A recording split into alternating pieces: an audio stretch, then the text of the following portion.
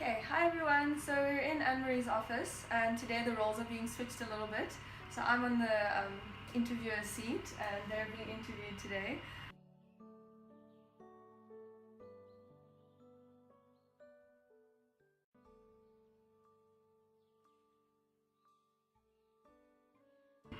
Thanks again for seeing us. Really appreciate your time. We'd like to know, first of all, what are the main problems that Tygermates students seem to face?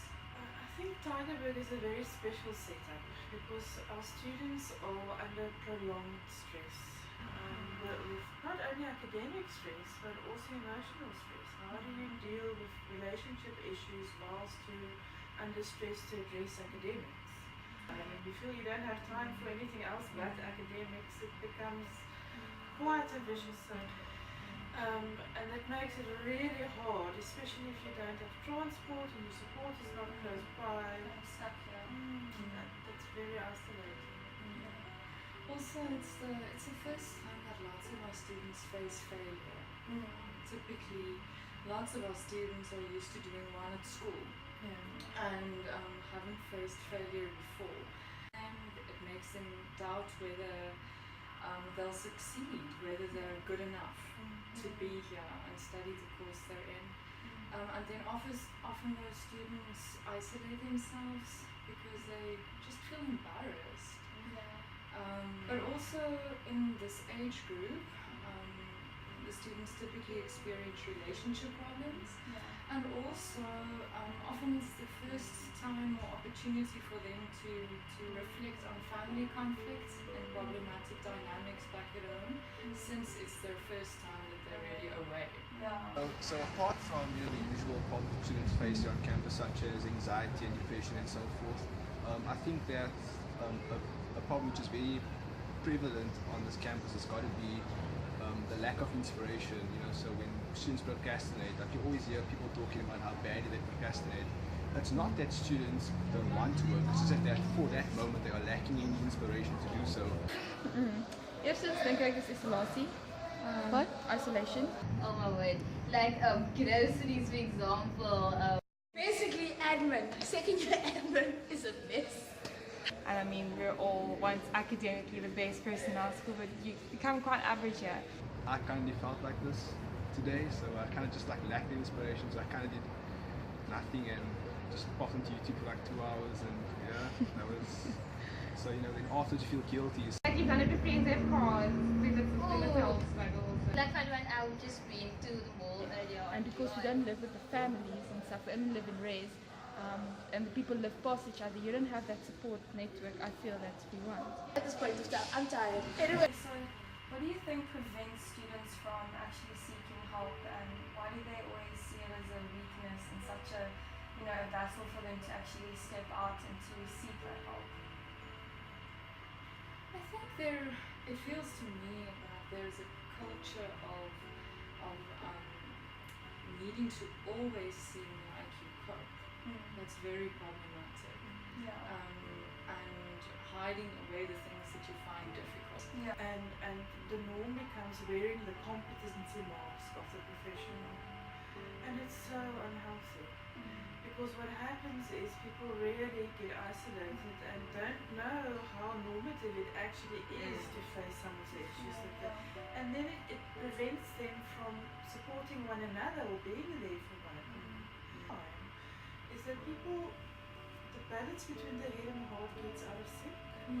So people do the rational thing, which is important for health practitioners, but in terms of the emotional processing that, it gets suppressed and then it pops up unexpectedly. Our sense is really that being in therapy and addressing the stuff that they're battling with helps students eventually to engage better with their patients and to become more well-rounded healthcare practitioners. And so we actually see it as really brave to seek a space and then engage with it. And that's actually braver than trying to just pretend that you're fine. And I think it's also the whole stigma of something's wrong with you when you go to a psychologist, which is nonsense. You've got the opportunity for self-development. Yeah. It's free of charge, Yeah. for goodness sake, you know. Yeah. And everybody needs a safe space to Yeah. talk stuff through sometimes. The Tygerbook, it's a small campus. Sometimes it feels, I'm sure, like everyone knows everything about everyone. Oh yeah. And with us, or with the service that we render, it's really not like that. Yeah. You know, this is a very separate space actually, even though we are in the TSX.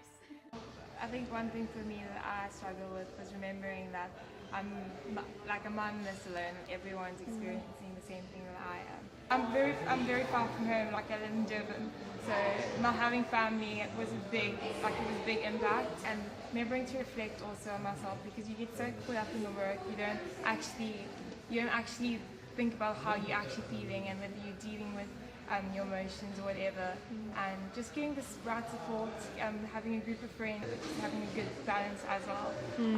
For me, I also have spiritual support. I go to churches and I have friends from cell groups and things like that. I think firstly due to the fact that the campus is so small, people forget to mingle with people of other ages, and you get really isolated on this place. Like it's Tygermates Island basically. And if there's things happening at main campus, we have to go to them all the time. It's very rare that they come to us. So and I like that the TSR has this thing about the bus that goes to Tiger Valley. That's great. What's going on? As much as I'm crochet, I'm supposed to sort all the messes out. So it's just a lot of work for me. Like today, I sat in class and I was just emailing, trying to sort out things, and I feel like class I'm actually supposed to be learning. They do say like academics do come first, but when things get messy, it's your fault. So like, I'm sorry. I don't know, am I supposed to be like the secretary, or am I supposed to be paid as much as the secretary? Yeah, I'm not sure if there are any available like societies or anything that can maybe like, you know, assist students who are feeling this way. So what are some of the services that are offered in campus health? So we do render unfortunately limited individual therapy.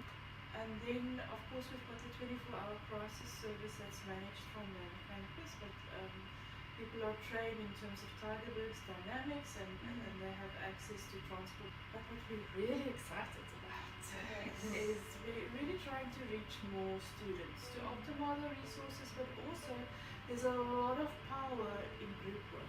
Yeah. And internationally, we find also people are shifting more to working with groups, because you have access then to more than one person's perspective.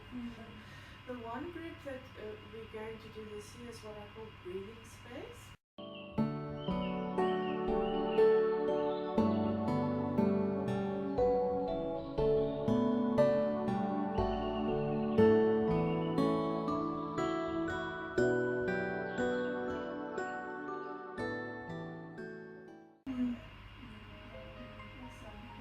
So much. It's been awesome getting to know you better and just hearing about campus services. And I really hope that students will use this information and really look after themselves.